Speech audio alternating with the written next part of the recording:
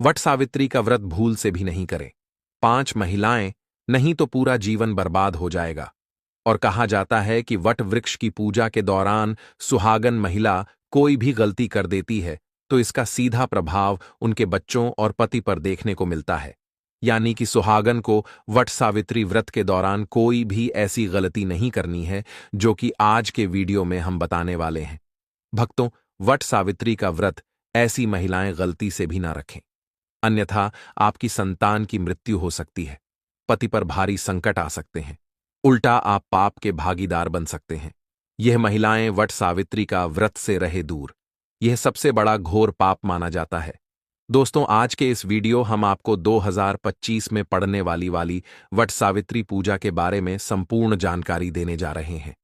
जैसे कि इस साल यानी साल 2025 में वट सावित्री का व्रत कब रखा जाएगा, इसकी पूजा का शुभ मुहूर्त क्या है, पूजा विधि क्या रहने वाली है, और इस दिन आपको क्या खाना चाहिए एवं क्या नहीं खाना चाहिए, कौन सी चीज है जो हमें दान में देना चाहिए और कौन सी चीजें हैं जिसका दान हमें भूल से भी नहीं करना चाहिए। साथ ही हम जानेंगे कि वह कौन सी महिलाएं हैं जिनको वट सावित्री पूजा का व्रत गलती से भी नहीं रखना चाहिए, एवं यह भी जानेंगे कि वट सावित्री की पूजा आपको कैसे करनी है।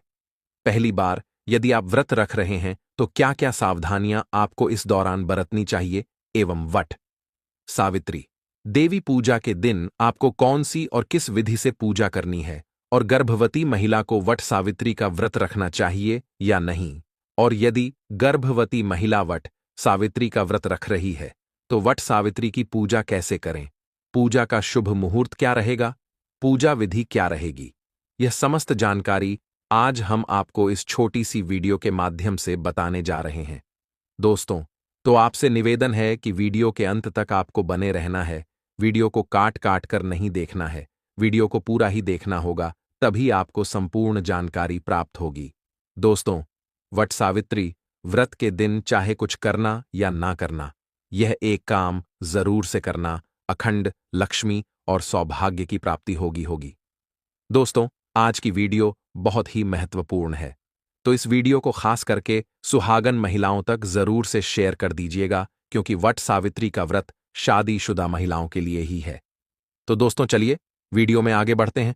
पर उससे पहले यदि आप भी अपने जीवन में भगवान भोलेनाथ एवं माता पार्वती जी की असीम कृपा, उनका आशीर्वाद प्राप्त करना चाहते हैं तो कमेंट बॉक्स में ओम नमः शिवाय जरूर लिख दें। दोस्तों, वट सावित्री व्रत हिंदू धर्म का एक प्रमुख त्योहार है और जो कि साल में एक ही बार आता है, वट सावित्री का व्रत। सुहागिन महिलाएं अपने पति की लंबी उम्र एवं स्वास्थ्य निरोगी जीवन के लिए करती हुई हैं हर वर्ष, और यह सावित्री व्रत ज्येष्ठ मास की अमावस्या के दिन रखा जाता है। आज इस वीडियो में हम जानेंगे कि वट सावित्री व्रत कैसे करें। नहाए खाए से लेकर पारण की संपूर्ण जानकारी आपको सिर्फ इसी वीडियो के माध्यम से प्राप्त हो जाएंगे।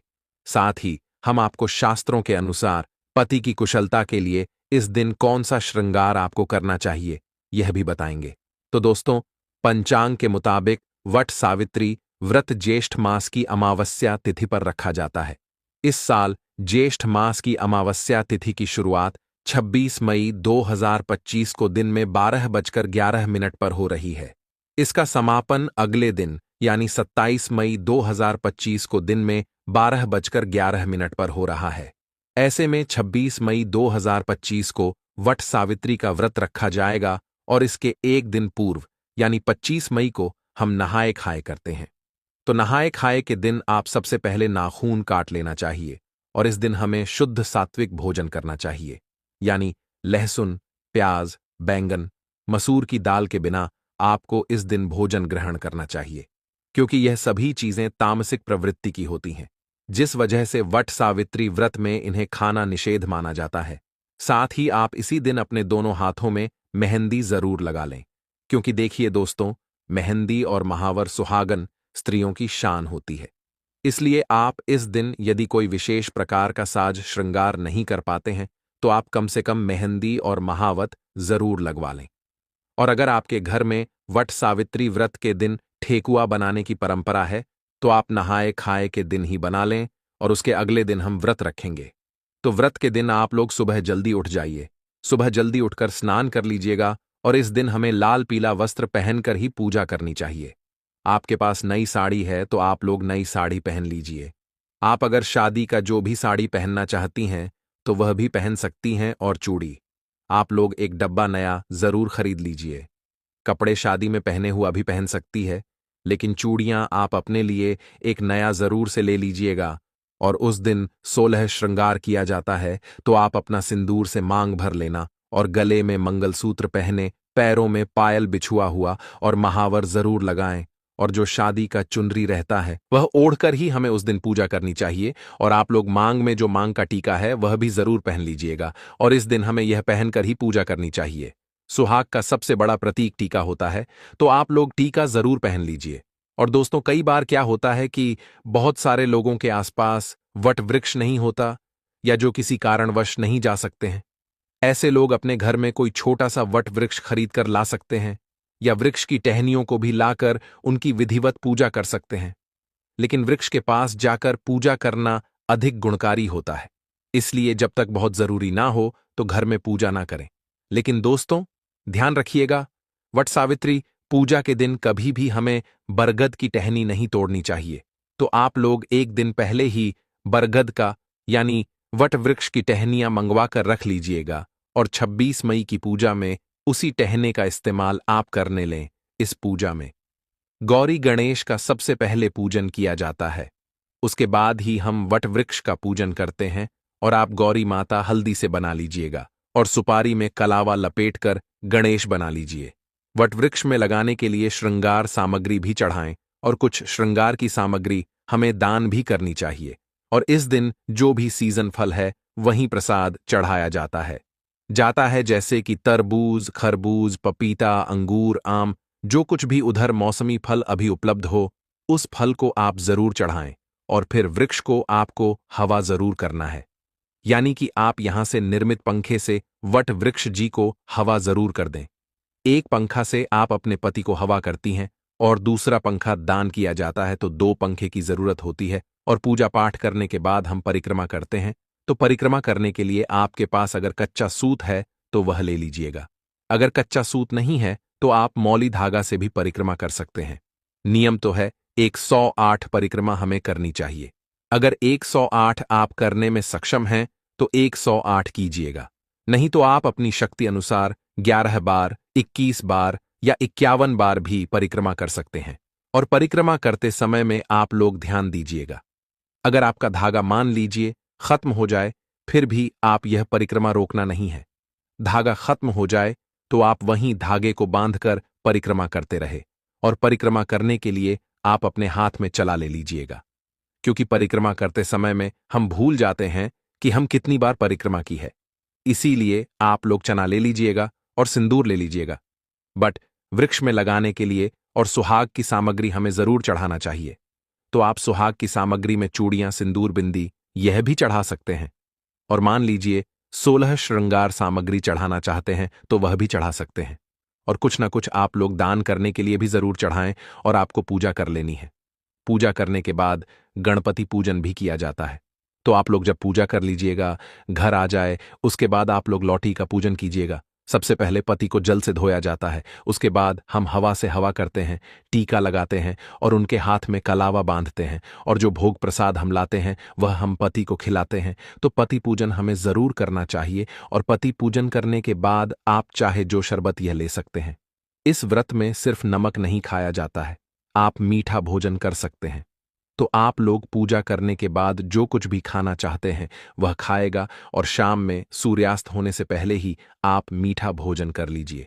सूर्यास्त होने के बाद हमें कुछ भी नहीं खाना चाहिए, और व्रत का पारण हम अगले दिन करेंगे। और इस बार वट सावित्री व्रत 26 तारीख दिन सोमवार को है, और नहाए खाए आए 25 तारीख दिन रविवार को है, और व्रत का पारण हम दिन मंगलवार को करेंगे। और जो लोग पहली बार वट सावित्री व्रत करना चाहते हैं वह कर सकती है। इस बार कोई मलमास अधिक मास नहीं है, तो अगर आप लोग व्रत उठाना चाहते हैं तो आप लोग व्रत जरूर उठा लीजिए। और पूजा करने के बाद जितनी भी सुहागन महिलाएं हैं उनके मांग में हमें सिंदूर लगा देना चाहिए, और आप लोग प्रसाद जरूर दीजिएगा। दोस्तों, आप साधारण तरीके से भी पूजा कर सकते हैं। इस दिन पूजा के लिए आपको सबसे पहले पूजा के दिन टोकरी में रेत भरकर ब्रह्मा की मूर्ति स्थापित करें तथा सावित्री की मूर्ति स्थापित करनी चाहिए। आइए दूसरी टोकरी में सत्यवान सावित्री की मूर्ति स्थापित करें। दोनों टोकरियों को कोवट वृक्ष के नीचे रखें। सबसे पहले ब्रह्मा सावित्री की पूजा करें, फिर सत्यवान और सावित्री की पूजा करें। इसके बाद वट वृक्ष को जल फूल, कच्चा दूध, चना, गुड़ तथा धूप दीप से पूजा करें। जल छिड़क कर वृक्ष के चारों ओर कच्चा धागा लपेट कर 3 बार परिक्रमा करें। वट के पाइपों की माला पहन कर कथा का श्रवण करें। दोस्तों, शास्त्रों के अनुसार बरगद के वृक्ष के तने में भगवान विष्णु, जड़ों में ब्रह्मा और शाखाओं में भगवान शिव का वास है। इस वृक्ष में कई सारी शाखाएं नीचे की ओर रहती हैं, जिन्हें देवी सावित्री का रूप माना जाता है। इसीलिए मानता है कि इस वृक्ष की पूजा करने से भगवान का आशीर्वाद प्राप्त होता है और मनोकामनाएं पूरी होती हैं। संतान प्राप्ति के लिए इस वृक्ष की पूजा करना लाभकारी माना जाता है। मान्यता है कि ज्येष्ठ मास की अमावस्या तिथि के दिन वट वृक्ष की छांव में देवी सावित्री ने अपने पति की पूर्ण जीवित किया था। तब से वट वृक्ष की पूजा की जाने लगी। हिंदू धर्म में जिस तरह से पीपल के वृक्ष को भगवान विष्णु का प्रतीक माना जाता है, इस तरह बरगद के पेड़ को भगवान शिव का प्रतीक माना जाता है। दोस्तों, इस दिन कौन सी गलतियां भूल कर नहीं करनी चाहिए? सावित्री के व्रत में ऐसी कौन सी चीज है जिसे सावित्री माता को नहीं चढ़ाना चाहिए तथा पूजा में इन चीजों को शामिल नहीं करना चाहिए? नहीं तो आपका व्रत टूट जाएगा और आपको पाप लग जाएगा। दोस्तों, यह व्रत महाराष्ट्र, यूपी, बिहार और झारखंड में इस पर्व की अहमियत बहुत ज्यादा है। यहां विदेश में रहने वाली महिलाएं भी अपने पति के लिए यह वट सावित्री व्रत अवश्य रखती है। दोस्तों, आगे बढ़ने से पहले सच्चे दिल से कमेंट बॉक्स में अवश्य लिखें, जय माता सावित्री देवी। माता सावित्री के लिए एक लाइक बनता हुआ है और हमारे चैनल वास्तुशास्त्र ज्ञान को सब्सक्राइब करके इस बेल आइकन को जरूर दबा दीजिएगा। चलिए दोस्तों, हम जानते हैं कुछ ऐसी गलतियों के बारे में जिन्हें आपको वट सावित्री के दिन भूलकर भी नहीं करना चाहिए। वट सावित्री व्रत में काले और सफेद रंग के कपड़े बिल्कुल भी ना पहने, क्योंकि काला रंग अशुभता का प्रतीक होता, वहीं सफेद रंग विधवा या शोक का प्रतीक होता है। इसलिए कम से कम वट सावित्री की पूजा के दौरान आप इन कपड़ों को ना पहने। लेकिन यदि आप किसी ऐसे पैसे में हैं, जैसे कि डॉक्टर या वकील हैं, तो आप वहां पूजा करने के बाद सफेद या काले कलर के कपड़े पहन सकते हैं। उसमें कोई भी दिक्कत नहीं है, लेकिन कोशिश करें पूजा के वक्त लाल, गुलाबी, बैंगनी इन सभी रंगों के कपड़े पहने। ऐसा करने से माता आपसे अति प्रसन्न होगी और आपको अखंड सौभाग्य की प्राप्ति होगी। दोस्तों, इस समय जितना ज्यादा हो सके श्रृंगार आदि का दान करें। इससे आपके पति पर कभी कोई कष्ट नहीं आएंगे। माता सावित्री प्रसन्न होती है, लेकिन याद रहे, खुद का श्रृंगार दान ना करें, बाहर से खरीद कर ही दान करें। इससे आपके जीवन में कभी भी धन की कमी नहीं होगी। वहीं शास्त्रों के अनुसार माना जाता है कि वट सावित्री व्रत में व्रतधारी को नमक का सेवन नहीं करना चाहिए एवं घर में किसी भी व्यक्ति को मांस मदिरा का सेवन नहीं करना चाहिए। इस दिन पति पत्नी को आपस में दूरी बनाकर रखनी चाहिए एवं कठोर ब्रह्मचर्य का पालन करना चाहिए, क्योंकि इस दिन संबंध बनाने से न सिर्फ व्रत खंडित होता है, बल्कि आप पर संकट भी आ सकता है। इसलिए आप इस बात का विशेष रूप से ध्यान रखें। इसके अलावा वट सावित्री के दिन महिलाओं को दिन के वक्त नहीं सोना चाहिए, क्योंकि शास्त्रों में ऐसा बताया गया है कि किसी भी व्रत को करने के बाद दिन के समय सोने से वह व्रत खंडित हो जाता है। इसलिए आप दिन के वक्त बिल्कुल भी ना सोएं। साथ ही वट सावित्री के दिन आप सुबह सूर्योदय से पहले उठ जाएं एवं नित्य कर्मों से निवृत्त होने के बाद भगवान सूर्यनारायण को एक लोटा जल में लाल कुशवाह और रोली डालकर जल अर्पित करें। इससे आपको भगवान श्री सूर्यनारायण जी की विशेष कृपा प्राप्त होगी। वहीं दोस्तों, अगली गलत जो आजकल की नवविवाहित महिलाएं करती हैं, वह है मांग में कम सिंदूर लगाना। मित्रों, हमारे हिंदू धार्मिक ग्रंथों में सिंदूर को पति की लंबी आयु का प्रतीक माना जाता है। ऐसा कहा जाता है, जिस भी महिला की मांग में सिंदूर पूरी तरीके से भरा हुआ होता है, थोड़ा लंबा होता है। उस महिला का पति दीर्घायु होता है। लेकिन आजकल की महिलाएं फैशन के चलते मांग में बस थोड़ा सा सिंदूर लगाती हैं। लेकिन आपको कम से कम वट सावित्री वाले दिन पूरी मांग में सिंदूर लगा लेना है। शास्त्रों में वर्णित वट सावित्री व्रत को अत्यंत शुभ और फलदायी माना गया है। यह व्रत सुहागिन महिलाओं द्वारा अपने पति की लंबी आयु, सुख और समृद्धि की कामना के लिए किया जाता है। इस दिन मांग में सिंदूर भरना बहुत महत्वपूर्ण होता है। कहा जाता है कि इस दिन यदि महिलाएं अपनी मांग में थोड़ा लंबा सिंदूर भरे तो इससे उनके पति की आयु बढ़ती है और माता सावित्री प्रसन्न होती है। जब महिला मांग में सिंदूर सुशोभित होता है तो वह सौभाग्यवती स्वरूप मानी जाती है। खासकर अगर वट सावित्री और करवा चौथ जैसे व्रतों में सिंदूर को विशेष स्थान प्राप्त है। यदि कोई महिला जानबूझकर या अज्ञानता में मांग में सिंदूर कम भरती है या इस पर ध्यान नहीं देती तो यह व्रत की पूर्णता में बाधा बनता है। इसलिए मांग में सिंदूर जितना अधिक और सुसज्जित रूप से भरा जाएगा उतना ही यह शुभ फलदायक रहेगा। सावित्री के दिन माता सावित्री को लाल फूल अर्पित करने का विशेष महत्व है। वह लाल फूल प्रेम, श्रद्धा और भक्ति का प्रतीक होता है। जब महिला सच्चे भाव से लाल फूल अर्पित करती है तो इससे उसके जीवन में प्रेम, सामंजस्य और समृद्धि बनी रहती है। माता सावित्री को लाल रंग अत्यंत प्रिय है और यह उन्हें प्रसन्न करता आया है। इस दिन घर में मीठे पकवान अवश्य बनाएं और उन्हें पहले माता को भोग लगाकर फिर प्रसाद रूप में ग्रहण करना चाहिए। यह परंपरा न केवल धार्मिक आस्था का प्रतीक है बल्कि घर में सकारात्मक ऊर्जा और सुख समृद्धि का प्रवेश भी कराता है। आज के समय में कई महिलाएं वट सावित्री को एक सामान्य व्रत समझकर ब्यूटी पार्लर चली जाती है और बाल कटवाने लग जाती है। यह बहुत बड़ी भूल मानी जाती है। शास्त्रों में इसे घोर पाप कहा गया है। बाल कटवाने से माता सावित्री रुष्ट हो जाती हैं और इससे से पति के जीवन पर संकट आ सकता है। करवा चौथ और वट सावित्री जैसे व्रतों में बालों को कटवाना अशुभ माना गया है। यह व्रत पति की दीर्घायु और अखंड सौभाग्य के लिए होता है और किसी भी तरह की कटौती होती इसमें सावित्री माता की मर्यादा को खंडित कर सकती है। इस दिन अर्पित की जाने वाली किसी भी वस्तु की पूर्णता और पवित्रता का ध्यान रखना आवश्यक है।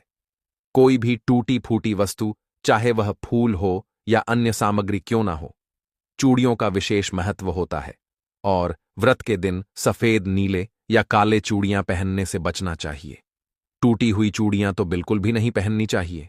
मंगलसूत्र सुहाग का प्रतीक है, इसलिए वट सावित्री के दिन इसे गले में अवश्य धारण करना चाहिए। यदि कोई महिला इस दिन मंगलसूत्र नहीं पहनती है तो उसका व्रत अधूरा माना जाता है। शास्त्रों में कुछ ऐसी स्थितियों का उल्लेख है किन महिलाओं को यह व्रत नहीं करना चाहिए। आइए, सबसे पहली स्थिति तब होती है जब किसी महिला का मन अपने पति के बजाय किसी अन्य पुरुष की ओर आकर्षित हो। यदि मन और विचार शुद्ध नहीं है तो व्रत की संकल्पना ही व्यर्थ हो जाती है। आचार्य चाणक्य ने भी कहा है कि एक आदर्श जीवन साथी वही होता है जिसका मन पवित्र हो और जो केवल अपने प्रेमी से प्रेम करे, ऐसा व्यक्ति ही सच्चे रिश्ते को निभाने में सक्षम होता। दूसरी स्थिति, वट सावित्री का व्रत हर सुहागन महिला को रखना चाहिए, क्योंकि जो महिला वट सावित्री का व्रत रखती है उनके पति पर आने वाला हर संकट टल जाता है और उन्हें संतान की प्राप्ति होती है। दोस्तों, यदि आप पहली बार वट सावित्री का व्रत उठाना चाहती हैं तो इस साल 2025 में व्रत उठा सकती हैं। लेकिन यदि आप प्रेग्नेंट हैं और पहली बार वट सावित्री का व्रत उठाना चाहती है तो आप नहीं उठा सकती हैं, क्योंकि प्रेग्नेंट महिला को कोई भी नया व्रत नहीं उठाना चाहिए। अब बात करते हैं जो महिला पहले से वट सावित्री का व्रत रखती है और इस साल वह प्रेग्नेंट है और जल्द ही मां बनने वाली है। वह इस बात को लेकर काफी कंफ्यूज हैं कि आखिर वह वट सावित्री का व्रत कैसे रखें। व्रत के दौरान किन किन बातों का ध्यान रखें जिससे कि उनके और गर्भ में पल रहे बच्चे के स्वास्थ्य को कोई नुकसान ना पहुंचे। तो चलिए दोस्तों, आपको इस वीडियो में बताते हैं कि जो महिला प्रेग्नेंट है वह इस साल वट सावित्री का व्रत कैसे रखें और किन बातों का ध्यान रखें।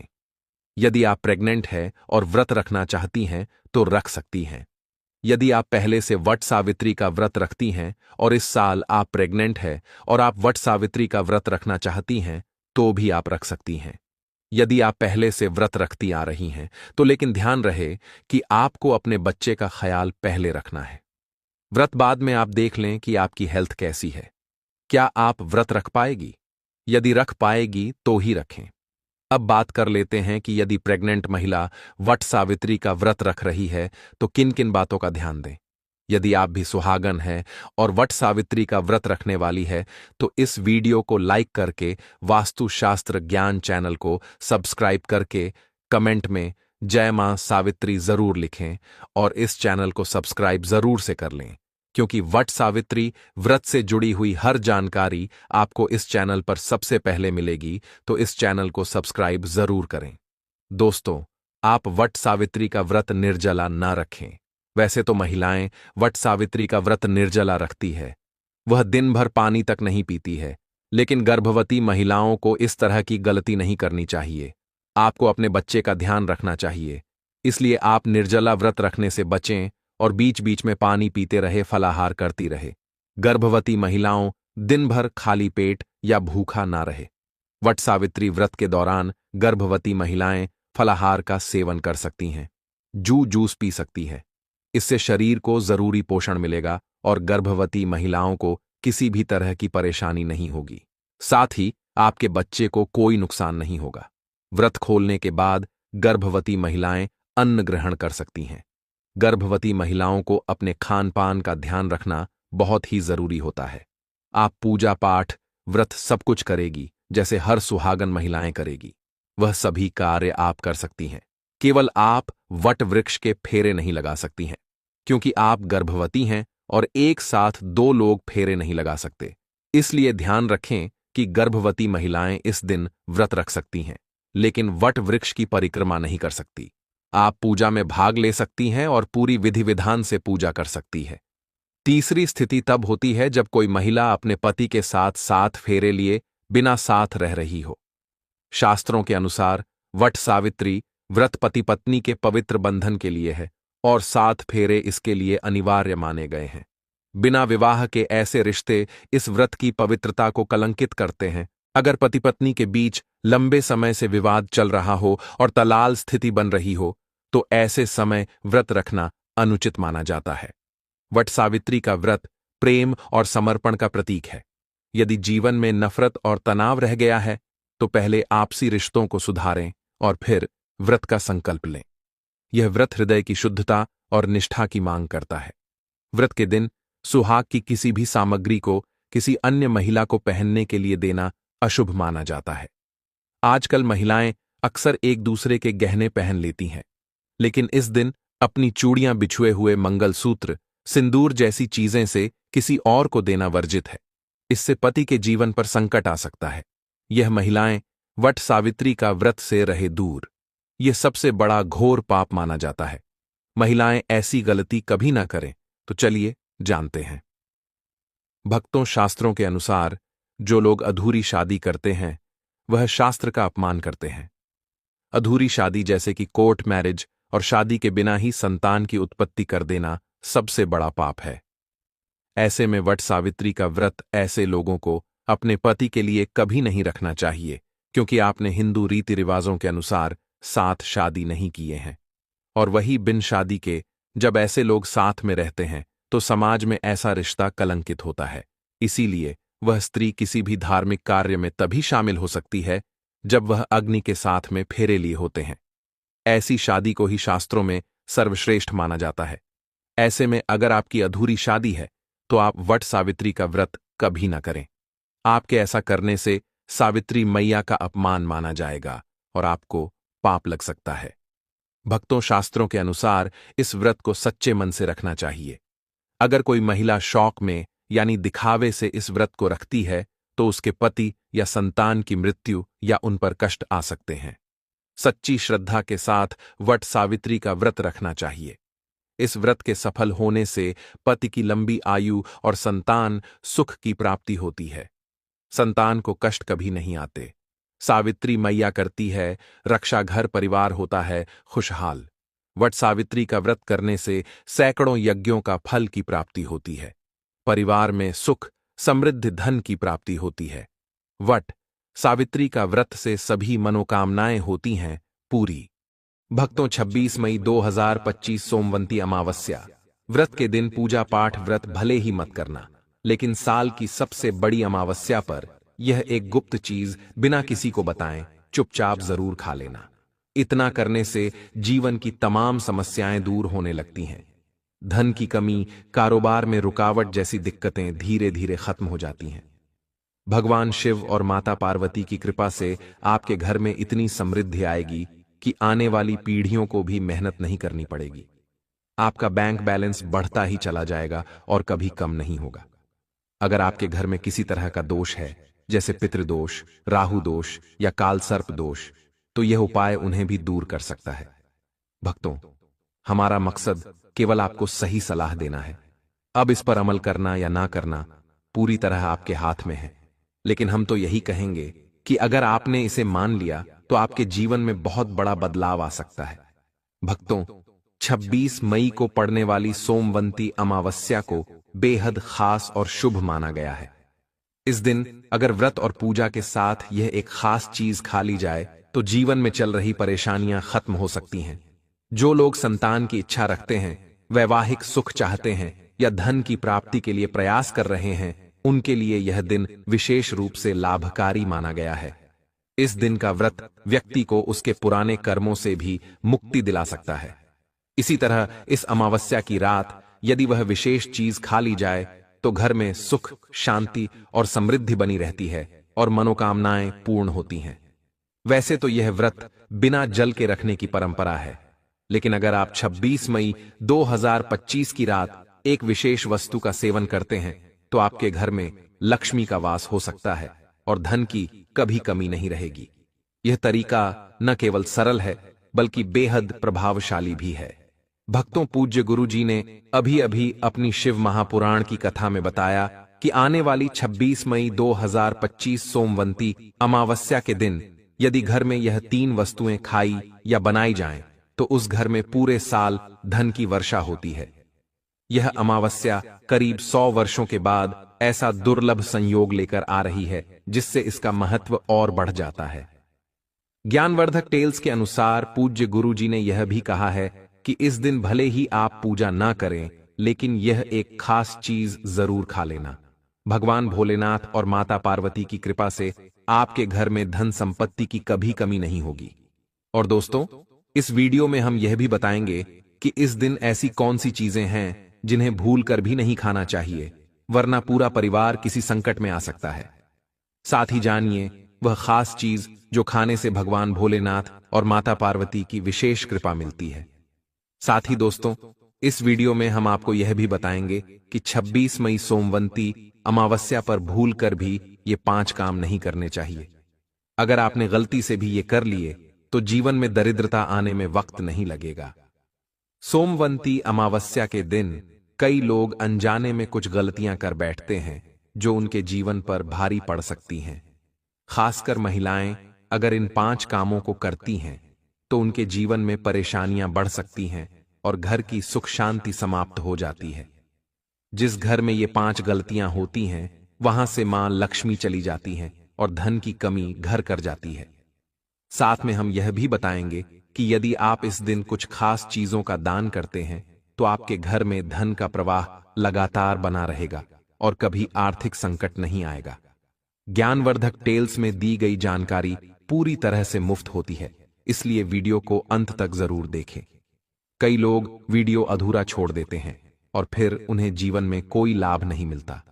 इसलिए जब भी जानकारी लें उसे पूरी तरह समझकर ही अपनाएं। भक्तों, चाहे कुछ भी हो जाए, लेकिन सोमवंती अमावस्या के दिन एक विशेष चीज जरूर खा लेना। अगर आपने खा लिया तो आपके भाग्य को कोई नहीं रोक सकता। आप करोड़पति बन सकते हैं। इस बार की सोमवंती अमावस्या 144 वर्षों बाद ऐसा शुभ योग लेकर आ रही है जो बहुत ही खास और लाभदायक है। इस दिन किया गया कोई भी उपाय खाली नहीं जाता और उसका असर निश्चित रूप से देखने को मिलता है। चलिए भक्तों, अब हम आपको सोमवंती अमावस्या के बारे में थोड़ी जरूरी जानकारी दे देते हैं। बहुत से लोग इस बार भ्रम में हैं कि यह व्रत 26 मई को रखा जाएगा या 27 मई को। पूजा कब करनी चाहिए, शुभ समय क्या रहेगा और किन चीजों से परहेज करना है, यह सब जानना जरूरी है। इस वीडियो में हम आपके हर सवाल का जवाब देंगे। बस आपको यह वीडियो पूरा देखना होगा। साथ ही यह भी बताएंगे कि वह कौन सी चीज है जिसे इस दिन जरूर खाना चाहिए, क्योंकि यह जीवन को समृद्ध बना सकती है। भक्तों, सोमवंती अमावस्या के दिन एक खास बात यह भी है कि इस दिन अगर आप गाय को एक विशेष चीज खिला देते हो तो माता लक्ष्मी की कृपा से आपके जीवन में धन के सभी रास्ते खुल जाते हैं। अब हम आपको बताने जा रहे हैं कि सोमवंती अमावस्या की सही तारीख और समय क्या है। इसके बाद धीरे धीरे आपको बाकी सारी महत्वपूर्ण बातें भी बताएंगे। साथ ही यह भी बताएंगे कि वह कौन सी चीज है जो इस दिन खानी चाहिए और कौन सी भूल कर भी नहीं खानी चाहिए।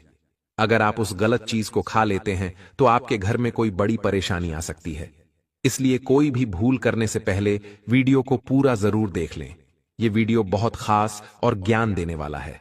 तो चलिए भक्तों, जानते हैं सोमवंती अमावस्या की सही तारीख और समय के बारे में। लेकिन उससे पहले हम आपसे निवेदन करते हैं कि अगर आप इस चैनल पर नए हैं तो चैनल को सब्सक्राइब करें और वीडियो को एक लाइक जरूर दें। साथ ही अपनी राशि कमेंट बॉक्स में जरूर बताएं, क्योंकि हम राशियों के अनुसार भाग्य की स्थिति और उसका समाधान भी बताते हैं।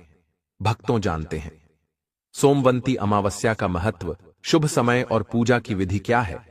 इस बार सोमवंती अमावस्या 26 या 27 मई को कब है, इसको लेकर लोग भ्रमित हैं। पंचांग के अनुसार ज्येष्ठ माह की सोम को पड़ने वाली अमावस्या 26 मई सोमवार को मनाई जाएगी, जो भगवान शिव और माता पार्वती से जुड़ी हुई है। अमावस्या तिथि दोपहर 12:11 पर शुरू होगी और मंगलवार 37 मई को सुबह 8:31 तक रहेगी। जो लोग व्रत रखते हैं वे 26 मई सोमवार को सूरज उगने से पहले उठकर व्रत का संकल्प लें। व्रत का पारण 27 मई की सुबह 8:31 के बाद करना चाहिए। पूजा कैसे करें? सबसे पहले सुबह ब्रह्म मुहूर्त में उठकर स्नान करें और व्रत का निश्चय करें। अगर संभव हो तो किसी पवित्र नदी में स्नान करें और गायत्री मंत्र का जप करें। पीपल के पेड़ के पास जाकर उसकी पूजा करें। उसके चारों ओर 108 बार परिक्रमा करें। को दूध, जल, चंदन, फूल, हल्दी मिले धागे, चावल और दही चढ़ाएं। विवाहित महिलाएं अपने पति की लंबी उम्र के लिए इस दिन व्रत रखती हैं और पीपल की पूजा करती हैं। शिव मंदिर में जाकर शिवलिंग पर दूध और जल चढ़ाएं। इस दिन सफेद कपड़े, चावल, दूध, दही, चीनी जैसे चीजों का दान करें। साथ ही पितरों की शांति के लिए तर्पण जरूर करें। यह बहुत पुण्यदायी माना जाता है। सोमवंती अमावस्या का धार्मिक महत्व बहुत बड़ा है। इस दिन व्रत रखने से पति की लंबी उम्र, संतान सुख और पितृदोष से मुक्ति मिलती है। यह दिन पितरों की आत्मा की शांति के लिए बहुत खास होता है। पूजा पाठ और नियमों का पालन करके व्यक्ति अपने जीवन में सुख, शांति और धन संपत्ति प्राप्त कर सकता है। हिंदू मान्यताओं में सोमवंती अमावस्या को ब्रह्मा, विष्णु और महादेव का प्रतीक माना गया है। इस दिन की पूजा से सौभाग्य, समृद्धि और सुख की प्राप्ति होती है। शास्त्रों में कहा गया है कि सोमवंती अमावस्या सभी अमावस्याओं में सबसे श्रेष्ठ मानी जाती है। इस दिन भगवान शिव और माता पार्वती की पूजा करने से हर तरह की समस्या दूर हो जाती है और मनुष्य को जीवन के हर सुख की प्राप्ति होती है। साथ ही यह भी कहा गया है कि इस दिन कुछ खास उपाय करने से व्यक्ति अपने पिछले जन्मों के पापों से भी छुटकारा पा सकता है। दोस्तों, आगे बढ़ने से पहले एक निवेदन है कि वीडियो को लाइक जरूर करें और कमेंट में हर हर महादेव जरूर लिखें, जिससे कि माता पार्वती की कृपा आप और आपके परिवार पर बनी रहे। तो चलिए दोस्तों, अब जानते हैं सोमवंती अमावस्या पर क्या खास करें जिससे जीवन में आपकी हर मनोकामना पूरी हो। अगर आप चाहते हैं कि संतान की प्राप्ति हो, संतान का जीवन सुखमय हो और कभी कोई कठिनाई ना आए, तो माता पिता को एक खास चीज का सेवन सोमवंती अमावस्या के दिन जरूर करना चाहिए। साथ ही कुछ चीजें ऐसी भी हैं जो इस दिन घर में नहीं बननी चाहिए। इनके बारे में भी हम बताएंगे। पूजा और प्रसाद में अंगूर जरूर रखें, क्योंकि अंगूर माता पार्वती को बहुत प्रिय है। और भगवान भोलेनाथ जी को 5 तरह के फल चढ़ाने चाहिए, जैसे केला, अंगूर, आम, पपीता और नारियल। आप अपनी सुविधा के अनुसार फल चुन सकते हैं, लेकिन अंगूर, केला और पपीता जरूर शामिल करें। अगर किसी कारण से आप यह फल नहीं चढ़ा पाएं, तो आप मिश्री या किशमिश का भोग भी भगवान को अर्पित कर सकते हैं। भगवान शिव और माता पार्वती आपके सच्चे भाव और श्रद्धा को ही सबसे ज्यादा महत्व देते हैं।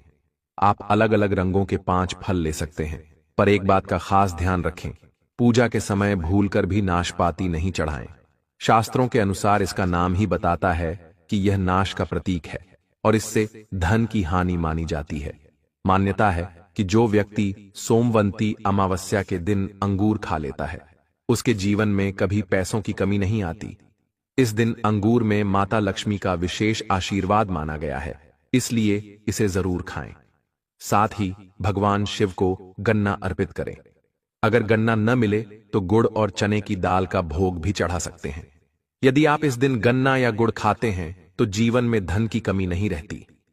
माता पार्वती को इस दिन 5 रंग की मिठाइयां अर्पित करें।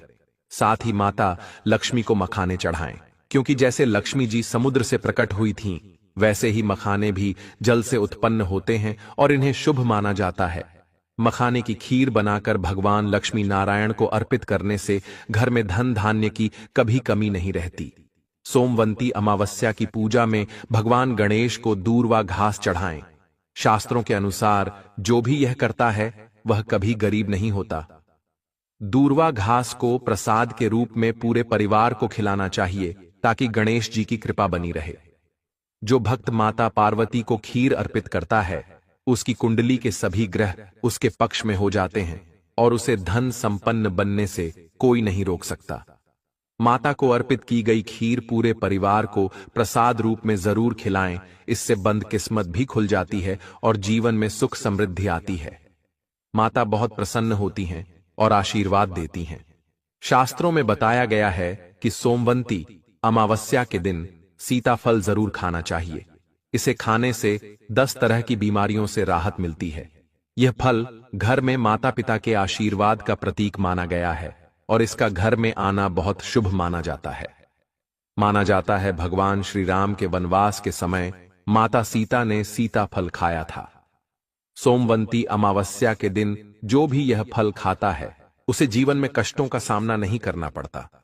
माता सीता इस दिन प्रसन्न होती हैं और आशीर्वाद देती हैं।